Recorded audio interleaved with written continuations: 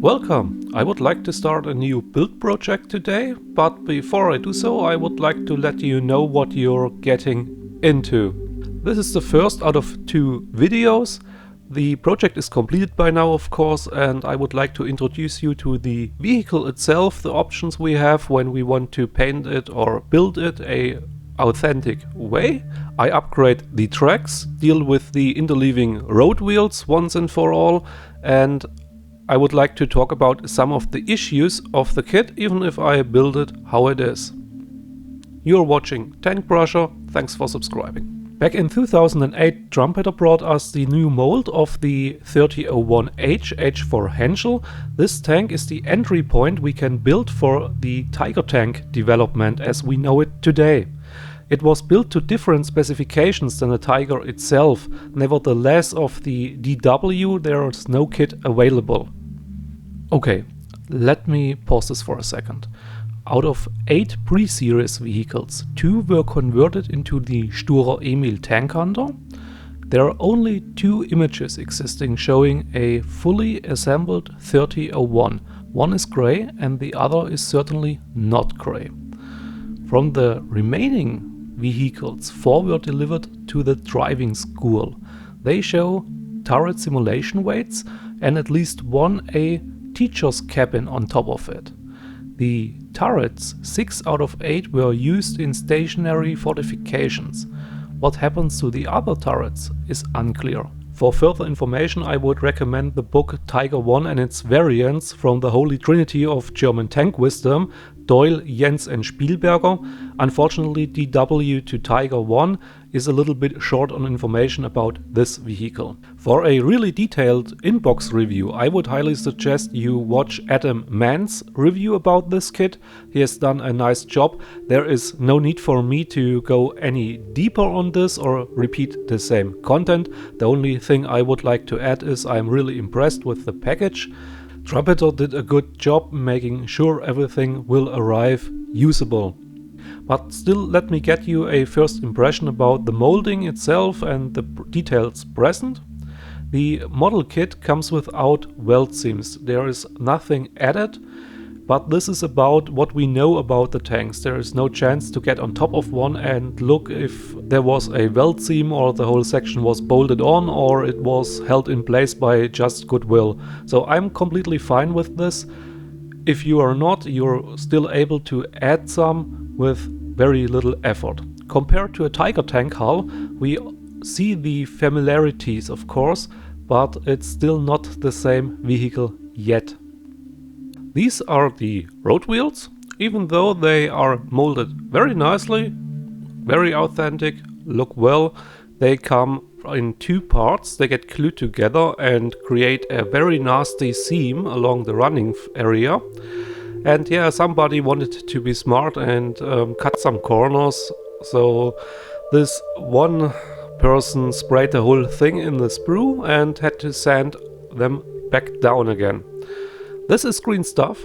It will be used to deal with the running gear, sandwiching the interleaving road wheels together and make us able to handle them. And this will be my new standard when it comes to all the interleaving road wheel drive gear, drivetrain from the Panther and Tiger, King Tiger series and all others.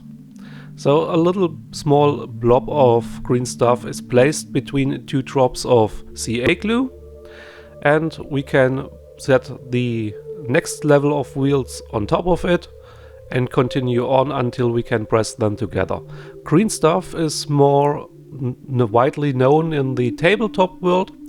It has no smell to it, it dries very hard, it doesn't shrink, and it's more a sculpting putty for small figures. With the road wheels sandwiched together, I have to note Trumpeter messed up the tolerances. This is a push fit out of the box, not a slide fit. You will have to drill out each and every road wheel. But now let's move on to the tracks. We get a rubber or vinyl track. They look good.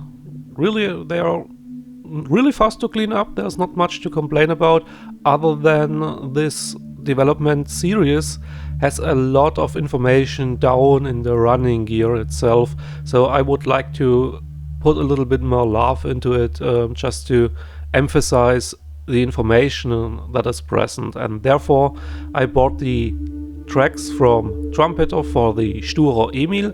Was the same chassis, so no problem here, and they are easy to clean. There are 5 sprue gates we have to clip off.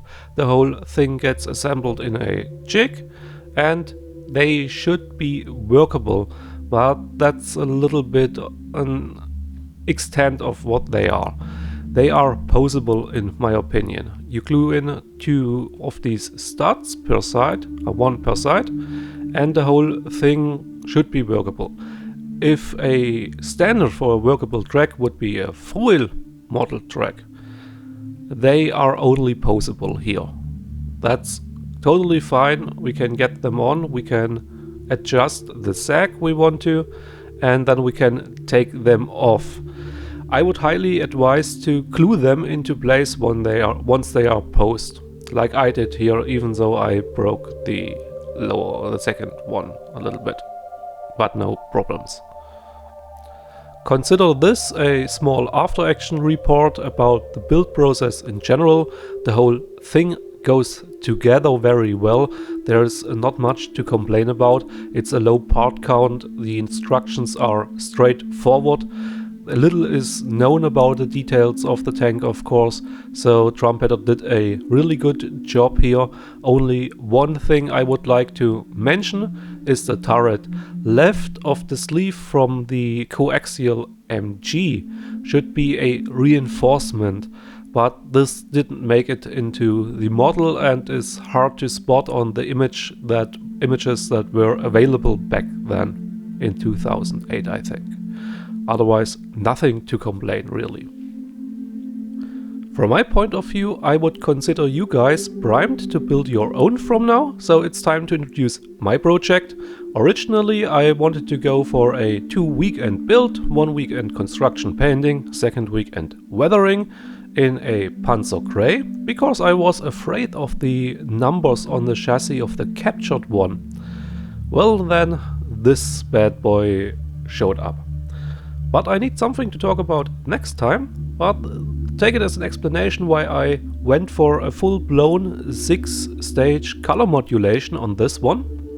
When it comes to monochromatic tanks like the early war period of the German vehicles, I really like the color modulation as a technique to yield a visual pleasing result with very little effort.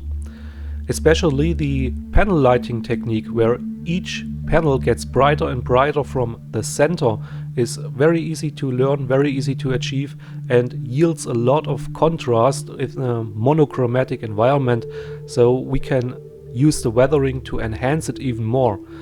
Unfortunately, this is just the underpainting for what I went, but I would have been very happy to use it as a model.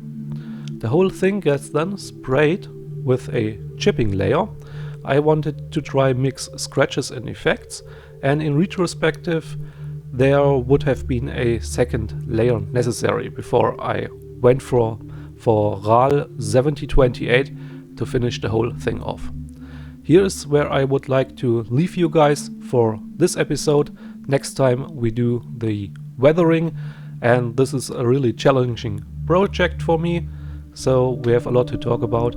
Thanks for subscribing again. See you guys next time.